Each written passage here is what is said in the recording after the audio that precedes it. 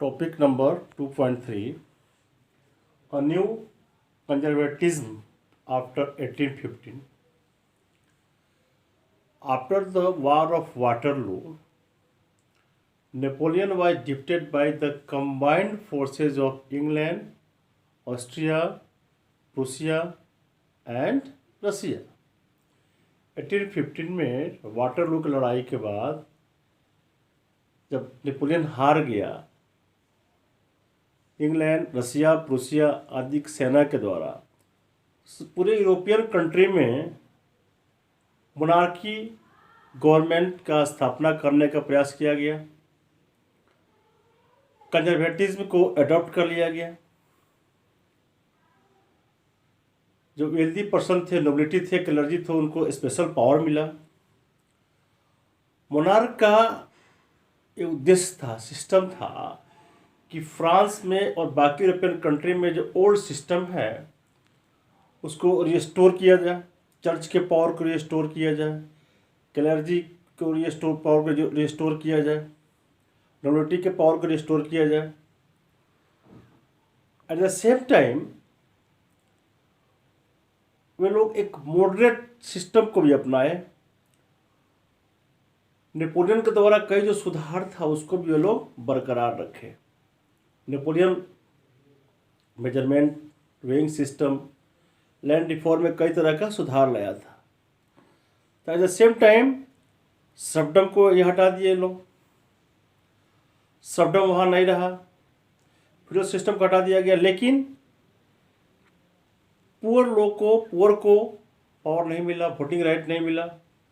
Church का power बढ़ा, nobility को पावर दिया गया।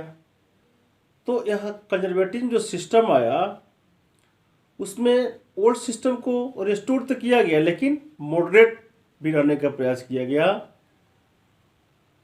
जिसमें सर्वडम को हटाने का प्रयास किया गया, फ्यूडल सिस्टम हटाने का प्रयास किया गया। ऐसा कि मैंने लिखा भी है, conservatism restored old power of church, monarch and became moderate. Moderate in what sense? Moderate because they did not become cruel and exploitative as they were before. पहले की तरह उतना exploitative नहीं बने। सर्वडम को हटा दिया गया, मोराइल ड्यूज को कम कर दिया गया। इधर जो चारों कंट्री के जो फोर्स थे, कौन कौन? रसिया, इंग्लैंड, प्रूसिया और ऑस्ट्रिया के जो सेना कंबाइंड आर्मी फ्रांस को हराया था, नेपोलियन को डिफीट किया था, उसमें ड्यूक मेटरनिच जो ऑस्ट्रिया के चांसलर थे, कौन? ड्यूक मेटरनिच, वे कांग्रेस को होस्ट किए और वियना में एक बहुत बड़ा ट्रीटी हुआ। उसको treaty this is known as treaty of Vienna.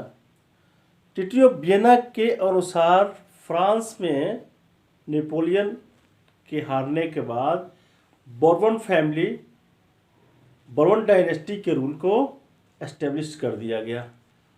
वही बourbon डायनेस्टी जिससे लुइस 16 थे फ्रेंच रिवॉल्यूशन के समय में, उसी डायनेस्टी को के पावर को रिस्टोर कर दिया गया।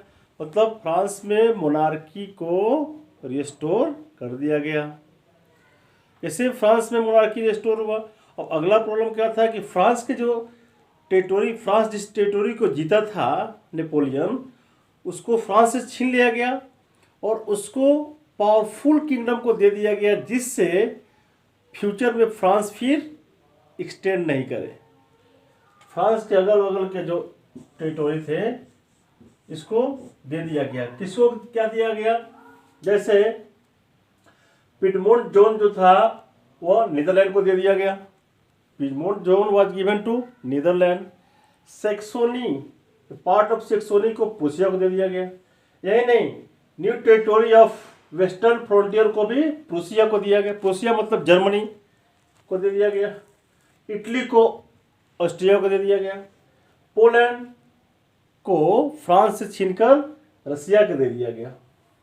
इस तरह फ्रांस के अगल बगल पावरफुल किंगडम को एस्टेब्लिश कर दिया गया so that in future France would not extend its territory to neighbouring countries. मतलब ट्रीटी ऑफ वियना के अनुसार फ्रांस में फिर मोनार्की सिस्टम को रिस्टोर कर दिया गया, बोर्बन फैमिली का किंग आ गया और फ्रांस जिस अगल बगल के नेपोलियन जो जीता था टेरिटोरी को फ्रांस से छीनकर और उसको पावरफुल किंगडम को दे दिया गया ताकि फिर फ्रांस टेरिटोरी को अपने बढ़ाए नहीं। बताए हम कि पार्ट ऑफ सेक्सोनी को दे दिया गया प्रूसिया को, इटली को दे दिया गया ऑस्ट्रिया को, पोलैंड को रसिया को दे दिया गया, इस तरह उसको ये कर दिया गया ताकि फ्यूचर में फ्रांस बढ़े नहीं। अब most of the European countries have now monarchy system, dictatorial system. Monarchy system absolute monarchy का स्थापना कर लिया गया, फ्रांस में आ गया एब्सोल्यूट मोनार्की और बाकी कंट्री ऑस्ट्रिया वगैरह में भी एब्सोल्यूट मोनार्की सिस्टम को सेटअप कर दिया गया। सेंसरशिप लागू कर दिया गया, मतलब right to express was taken from people को क्वेश्चन करने का राइट ले लिया गया कि कोई पॉलिटिकल एक्टिविटी के तहत गवर्नमेंट से कोई क्वेश्चन नहीं करे। टैक्स को बढ़ा दिया गया, इससे लोग काफ़ी नाराज हुए और लिबरल नेशनलिस्ट लोग जो थे मिडिल क्लास मेनली और बिजनेसमैन इंडस्ट्रियलिस्ट नेशनलिस्ट लोग they again wanted to restore democracy. They became revolutionaries and these revolutionaries wanted to restore democratic government in European countries. They set up different secret society, secret organization, अलग अलग जगह secret organization बनाए जिससे वे लोग monarchy system से लड़कर और democratic government का स्थापना करें। Next topic 2.4 revolutionaries. When monarchic governments were set up in European countries, censorship was imposed, political rights were taken from the people. Different part of European countries, people made secret societies. Middle class, businessmen, professors, teachers, industrialists all came together to restore democratic government. They were also called revolutionaries and liberal nationalists. One of them was Giuseppe Mazzini. He was from Italy, born in 1807 in Geneva.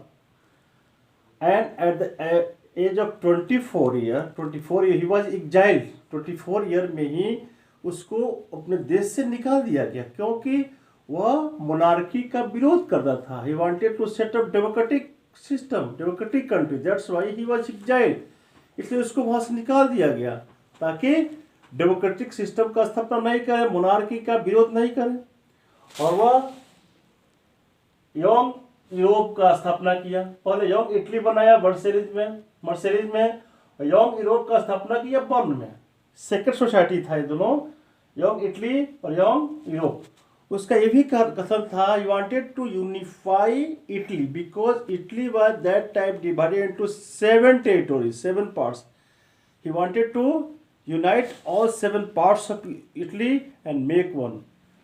His ideas became popular in other parts of the world or other European countries like in Germany, in Poland, in Austria, in Belgium. His ideas became popular and many